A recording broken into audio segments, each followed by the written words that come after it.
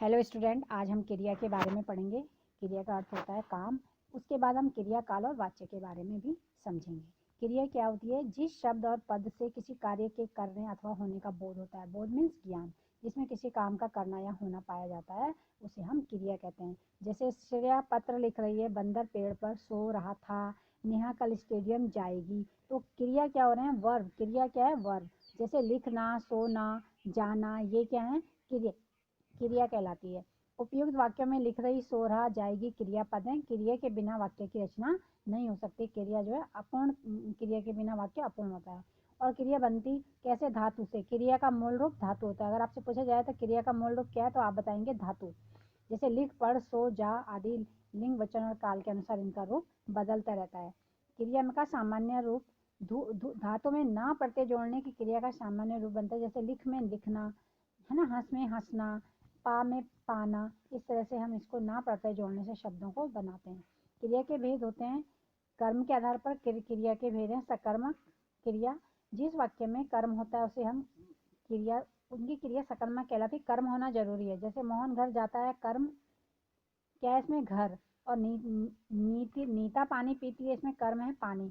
तो सकर्मक क्रिया में कर्म का होना जरूरी है। और सकर्मक क्रिया के भी दो भेद होते हैं, एक कर्मक और द्विकर्मक। एक कर्मक में क्या होता है? एक सकर्मक क्रिया के साथ केवल एक ही कर्म होता है, एक कर्मक कहलाती है। जैसे कुत्ता रोटी खाता है, एक है। रश्मि पुस्तक पढ़ती है, एक ही व्यक्ति है, एक ही कर्ता और एक क्रिया है। इन दोनों वाक्यों में रोटी और पुस्तक एक एक कर्म है और एक एक क्रिया है। द्विकर्मक क्रिया में क्या होता है? दो होते हैं। जैसे अध्यापक बालकों को गणित पढ़ाता है और साक्षी रोहित को 50 रुपए देती है। ये द्विकर्मक क्रिया के उदाहरण। जैसे पहले इन दोनों वाक्यों में वह बालक और गणित दो कर्म आए हैं, ठीक है। और इसी प्रकार दूसरे वाक्य में रोहित और रुपए दो कर्म आए। इन वाक्यों की क्रियाएं द्विकर्मक, जिसमें दो कर्म आते हैं वो द्विकर्मक क्रिया कहलाती है। और जिसमें एक ही कर्म पाया जाता है ऐसे वाक्यों को सकर्मक क्रिया वाले वाक्य कहा जाता है। अब होता है नंबर 2 अकर्मक क्रिया। जिन वाक्यों में कर्म नहीं होता उनकी क्रिया अकर्मक होती है। जैसे नेताजी जा रहे हैं लेकिन कर्म नहीं है, जा कहाँ रहे हैं पता नहीं। राखी हंस रही है, राखी हंस रही है लेकिन क्यों हंस रही है पता नहीं। तो ये अकर्मक क्रिया, कर्म नहीं हो रहा है, ठीक है। रचना के आधार पर, प्रयोग के आधार पर क्रिया के भेद होते हैं। सामान्य क्रिया, जहाँ केवल एक साधारण क्रिया का प्रयोग होता है वहाँ सामान्य क्रिया कहलाती है। जैसे वो आया, मैं भूखा हूँ, बिल्कुल सिंपल सेंटेंस। और संयुक्त क्रिया में जहाँ दो या दो से अधिक क्रियाओं को साथ साथ लगाते हैं उन्हें संयुक्त क्रिया कहते हैं। जैसे माताजी ने रामायण पढ़ ली, वह पुलिस से डरकर भाग गया। तो इनमें क्या हुआ? पढ़ ली है और भाग गया, दोनों क्रियाओं, दो क्रियाओं का साथ में प्रयोग हुआ है। ये क्रियाएं संयुक्त क्रिया होती है जिसमें दो क्रिया का प्रयोग एक साथ हो। नाम धातु क्रिया, संज्ञा सर्वनाम विशेषणों से बने पद, बने क्रियापद नाम धातु क्रिया कहलाते हैं। जैसे वह अच्छी आदतें अपनाना चाहता है, अपनाना, झुठलाना, हथियाना, ये शब्द जो है नाम धातु क्रियाओं में आते हैं। एक होती है प्रेरणात्मक क्रिया, जिस क्रिया से यह पता चले कि कर्ता स्वयं काम ना करके दूसरों को काम करवाने की प्रेरणा देता है, उसे प्रेरणात्मक क्रिया कहते हैं। जैसे रमन ने शालिनी से खाना बनवाया, रमन ने नहीं बनाया खाना, रमन ने काम करवाया शालिनी से।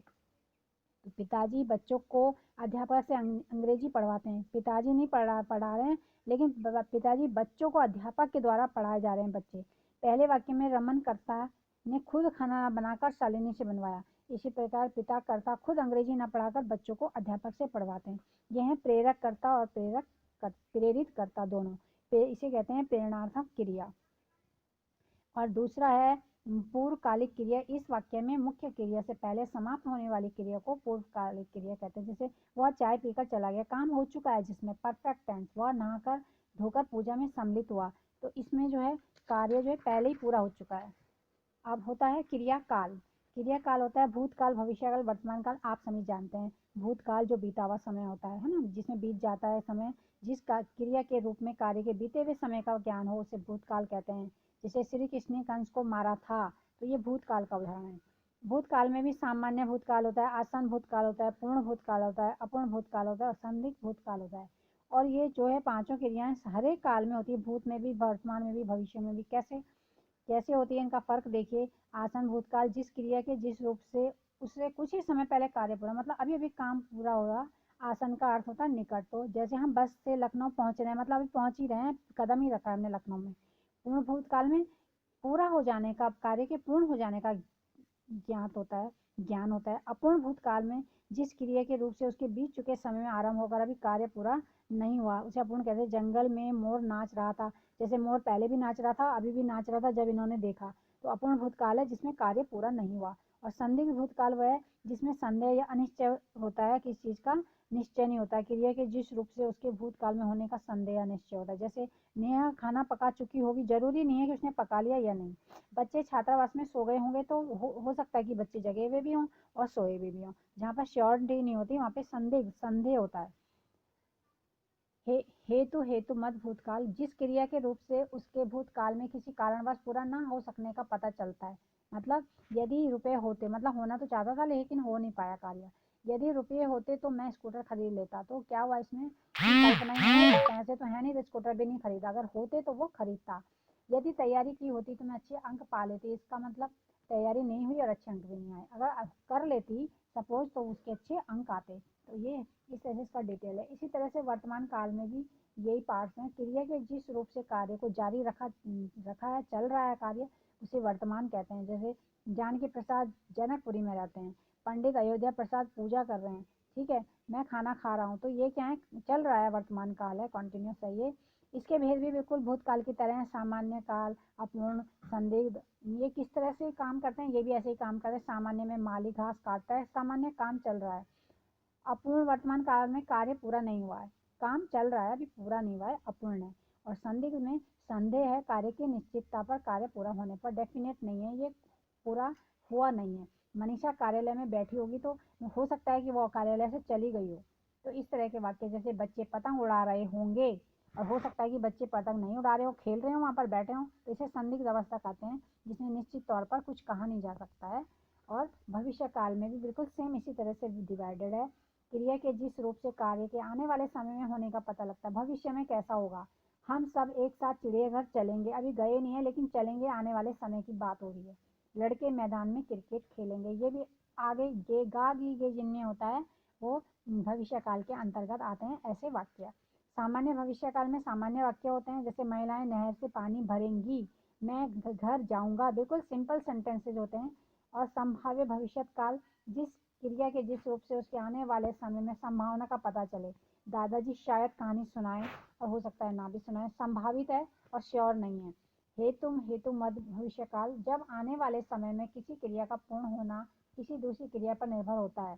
मतलब वास्तविकता से थोड़ा सा अलग है। अगर पिताजी जाएंगे तो मैं दिल्ली जाऊंगा, मतलब मैं तो जा नहीं सकता, मैं तभी जाऊंगा जब पिताजी जाएंगे, और पिताजी नहीं जाएंगे तो मैं भी नहीं जा सकता। यदि मैं उत्तीर्ण ना हुआ तो क्या होगा, मतलब उत्तीर्ण होना पड़ेगा मुझे, नहीं तो बहुत मुश्किल हो जाएगी। तो ऐसी चीजें इसमें की गई। वाच्य के भेद भी होते हैं। वाच्य के 3 भेद हैं, कृत वाच्य, कर्म वाच्य और भाव वाच्य।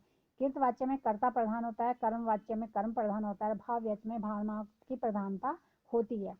कृत वाच्य, जब वाक्य में क्रिया के लिंग, पुरुष और वचन कर्ता के अनुसार होते हैं तो उस क्रिया को कृत वाच्य कहते हैं। जैसे सुषमा पुस्तक पढ़ती है, ईशान सो गया, इन वाक्यों में कर्ता की प्रधानता है। क्रमवाच्य, जब वाक्य में क्रिया कर्म के लिंग, पुरुष और वचन के अनुसार होती है तो यह कार्य क्रमवाच्य होता है, मतलब कर्म की प्रधानता है। जैसे नितिन के द्वारा पुस्तक पढ़ी, अगर ये कृत वाच्य होता तो नितिन पुस्तक पढ़ता है होता, और अगर क्रम वाच्य है तो नितिन के द्वारा पुस्तक पढ़ी जाती है।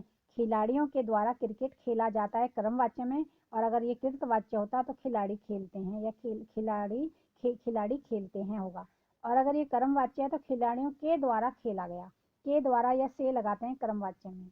इसी तरह से भाव वाच्य है, जब वाक्य में क्रिया का प्रयोग कर्ता और कर्म के अनुसार ना होकर भाव के अनुसार होता है। जैसे काजोल से दौड़ा जाता है, मुझसे खाया नहीं जाता, है ना। अगर ये कर्तवाच्य होता तो मैं खाता हूँ, है ना। जैसे कर्म वाच्य होता है तो मेरे द्वारा खाया गया, और अगर ये भाव वाच्य है तो मेरे द्वारा खाया नहीं गया या खाया जाता है। तो ये 3 तरह की चीजें हैं, वाच्य में 3 तरह के भेद बताए गए हैं।